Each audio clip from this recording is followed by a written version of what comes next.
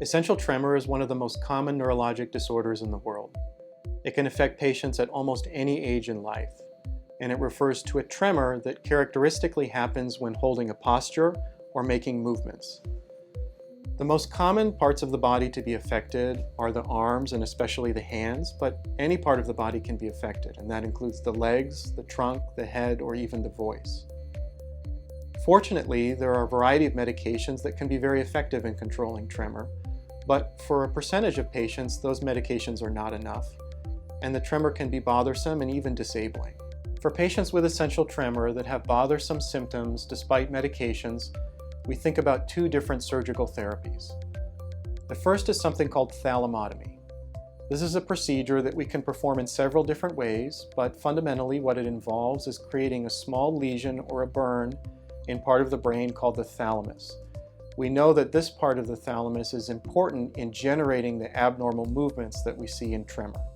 An alternative to thalamotomy, a procedure that we tend to perform more and more nowadays, is something called deep brain stimulation, or DBS. DBS is a procedure in which we introduce a thin wire into the brain. It's about 1 millimeter wide, and that wire delivers targeted electrical impulses to the circuit that we know is generating these tremor rhythms. This is actually the same part of the brain that we try to burn in a thalamotomy.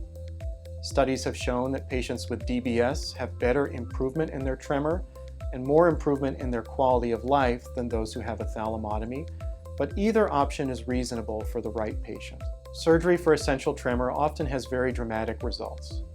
Patients can often expect a reduction in their tremor by 80 to 90%. We don't yet have a cure for essential tremor, but often reducing a tremor amplitude by 90% can make a very meaningful difference in a patient's life, allowing them to eat and drink or perform other dexterous activities that they couldn't before.